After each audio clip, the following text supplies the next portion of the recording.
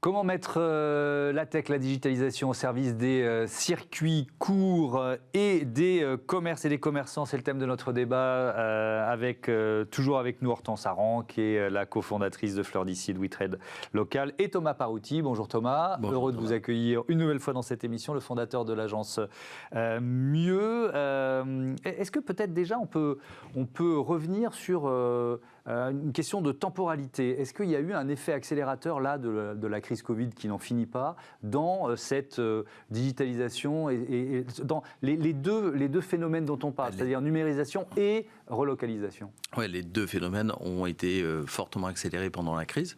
Évidemment, la relocalisation, on a un peu fermé les frontières. Ouais. Il y a une demande de plus en plus forte des consommateurs, que ce soit sur l'alimentaire dont vous parliez avant, mais aussi sur le textile, sur plein d'autres produits, qui fait qu'on veut consommer du Made in France. Et évidemment que la digitalisation a progressé. Il y a eu de plus en plus de drive, il y a eu de ventes à emporter dans la restauration. Enfin, c'est deux phénomènes qui ont progressé terriblement pendant cette crise et qui ne s'arrêtent pas. Ouais. Est-ce que c'est pour ça aussi que vous vous lancez dans d'autres secteurs? Vous vous êtes dit, bon, bah voilà, c'est le moment.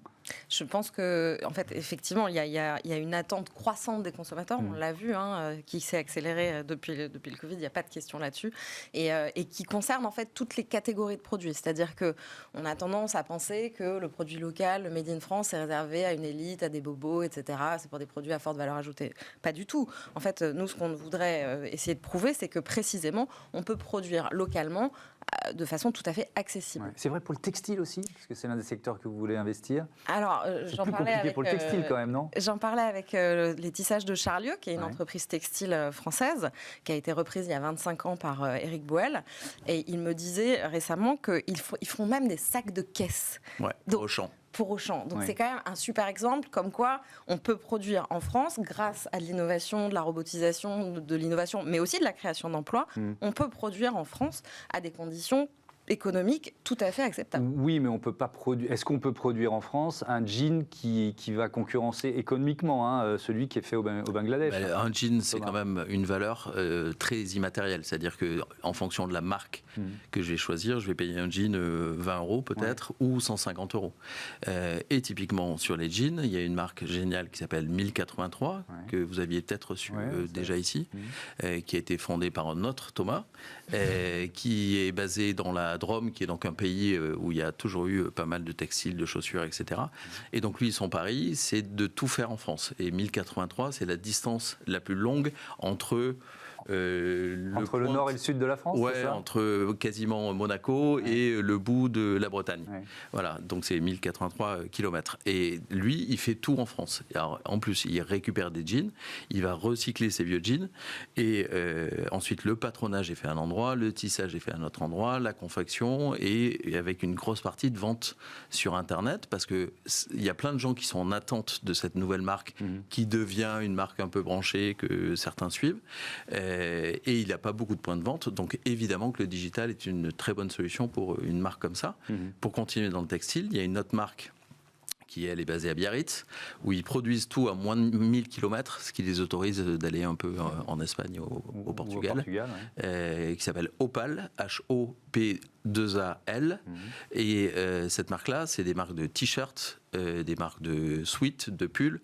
Et ce qu'il y a d'intéressant aussi, donc c'est fait à partir de matières recyclées. Ils font des maillots de bain à partir de plastique récupéré dans les océans. Dans le port de Saint-Jean-de-Luz, il y a des pêcheurs qui arrivent avec des vieux filets pourris. On va les recycler, on va faire des maillots de bain pour les surfeurs de Saint-Jean-de-Luz. C'est quand même hyper sympa. Mais ce qu'il y a d'intéressant aussi, et par rapport à notre émission en général sur l'impact, c'est qu'ils vont limiter la production et les ressources utilisées parce qu'ils vont faire de la précommande. Alors ça, c'est un élément important et ça rejoint aussi votre spécificité. C'est-à-dire que si on veut passer de la fast fashion à un nouveau modèle, il faut effectivement passer par la précommande. En quoi l'outil WeTrade Local peut y aider? Alors effectivement, nous, c'est ce qu'on a. Nous, on a travaillé sur une matière première qui était extrêmement périssable. Donc ça nous a effectivement forcé à repenser ces logiques de stock, etc. Et donc maintenant à pouvoir l'appliquer dans d'autres domaines. Et en gros, ce dont on s'est rendu compte sur la fleur, c'est que par exemple, les producteurs jetaient jusqu'à 50% de la matière première qu'ils produisaient pour des effets de gâchis, de ne pas savoir qu'est-ce qu'ils vont vendre, à quel moment, etc. etc. Dans la fast fashion, à nouveau, enfin dans pas juste dans la fast fashion, d'ailleurs, dans le monde du textile, c'est presque 37% qui sont perdus aussi. Donc on voit bien qu'il y a des effets d'optimisation majeurs sur lesquels on peut travailler grâce à la tech. Et effectivement, une des façons de travailler, c'est de donner de la prédictibilité finalement. Donc par exemple, chez nous, les producteurs, maintenant, ils coupent plus sans savoir ce qu'ils vont vendre, aller au marché, etc., sans les remettre dans leur camion, enfin bon, bref. Ils vendent sur pied.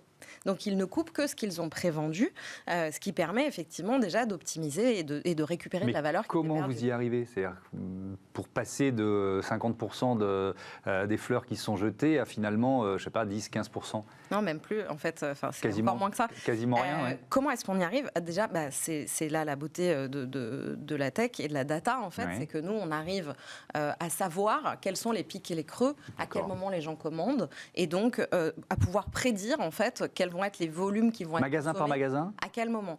Zone par zone. Zone par zone. Tout à fait. D'accord. Donc on arrive effectivement à pouvoir donner de l'intelligence finalement à la façon dont on fait fonctionner la chaîne de valeur. Et quand c'est pas périssable, comme les vêtements, mais la tech aide aussi avec le développement de toutes les plateformes assez classiques de revente. Sur le textile, ça peut être Le Bon Coin, ça peut être Vinted, etc. Mais aussi des magasins qui créent de plus en plus de corners occasion, chez CA, chez Gémeaux, chez Kiabi, enfin, aujourd'hui à peu près tout le monde. Ça peut sembler paradoxal de voir des grandes marques faire la promotion de la seconde main. Mais oui, mais c'est parce qu'elles comprennent que en fait, la grande tendance globale qu'on est en train de voir sur les sujets RSE, c'est on passe du plus à moins et mieux. Voilà, donc on veut éco-concevoir, on veut des produits plus durables, des produits réparables, et ce marché de l'occasion, de la deuxième main, de la troisième main, il y a même des distributeurs qui parlent de troisième et de quatrième main, se développe de la même façon que l'usage est priorisé par rapport à la propriété. Donc c'est aussi pour ça que la location est en train de se développer. Et l'expérience générale, l'expérience digitale, l'expérience pas digitale. Decathlon a lancé Outdoor, qui est un site où on peut faire des treks, des balades, etc. Voilà, ils proposent de l'expérience, ils vendent un service, ils vendent plus des produits, et on peut maintenant louer sa raquette. Vous avez un enfant qui se met au tennis, vous louez une raquette au lieu de l'acheter, parce que si ça se trouve, dans 3 mois, dans 6 mois, il n'aura plus envie de jouer au tennis. Et ça, Decathlon le propose aussi ? Ouais. Tout à fait. D'accord. Non, Decathlon, alors que ça peut sembler contre-intuitif par rapport au modèle initial ou au modèle original. Il y a un autre aspect de votre métier qui est important, c'est la lutte contre la désertification. Pourquoi ? Parce qu'en fait, en faisant travailler, nous on s'appuie donc, sur des producteurs locaux, mais aussi sur des artisans transformateurs locaux. C'est donc des commerçants de centre-ville qui participent au dynamisme des centres-villes, à la vie locale, etc. Et donc nous, on essaye d'agir comme un apporteur d'affaires, un stabilisateur de leur business, puisqu'en fait, nous, on vient surtout leur apporter des commandes au moment où ils n'en ont pas. Donc l'idée, c'est de venir remplir les creux, de sorte à lisser leur activité pour pouvoir la pérenniser et la faire croître de façon à la fois stable et progressive, sans leur imposer des montées en charge ou des descentes trop importantes. Donc voilà, l'idée et c'est pour ça qu'on travaille essentiellement avec eux sur des contrats d'abonnement. Nous, nos clients, c'est des grands clients type Accor, par exemple, qui a donc des hôtels partout en France, qui ont des fleurs, et chacun de ces hôtels est donc abonné, c'est-à-dire tous les lundis ou tous les mardis, on va remplacer les fleurs.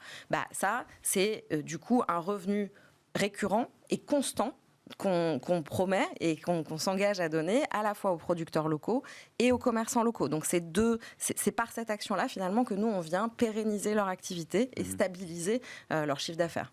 Est-ce que votre outil il aide aussi, et là je reviens peut-être sur la question de l'alimentation, à sourcer les matières premières? Bien sûr.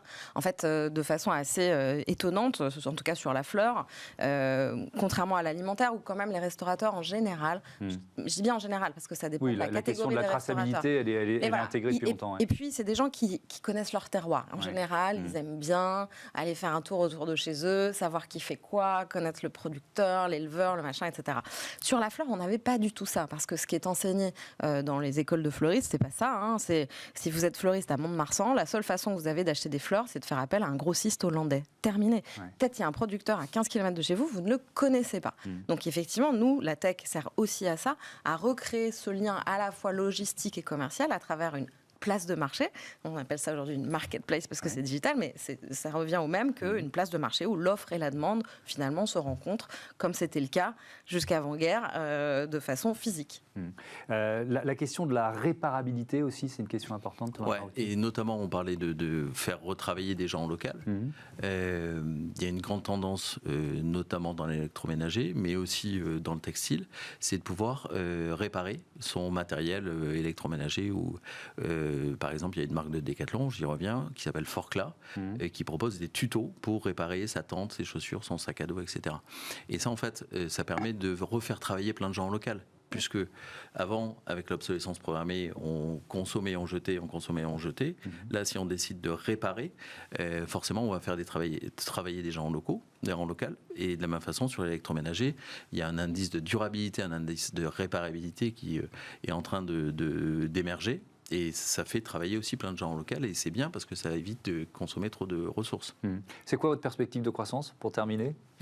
Sur les combien de temps? Sur 5 mois, 10 mois? En gros, comme vous voulez, allez sur 5 ans, allez. Je ne sais pas, vous connaissez Amazon? Ah oui, j'ai vu. Amazon. Oui, c'est bien. Mais peut-être avec une autre culture d'entreprise? Avec une autre culture d'entreprise, avec d'autres valeurs, mais avec la même qualité de service et la même accessibilité prix. Donc effectivement, de pouvoir proposer, d'avoir le même assortiment, la même proposition de valeur qu'Amazon, mais avec des produits locaux et pour le coup, effectivement, des valeurs humaines, sociales et environnementales un petit peu différentes. Et puis une autre valeur. Qui n'ira pas dans l'espace. Une autre valeur majeure, c'est le circuit court. Donc ce serait l'Amazon des circuits courts. Absolument. Merci beaucoup. Merci beaucoup à tous les deux. On passe à Smart Ideas. Tout de suite, on va parler mécénat.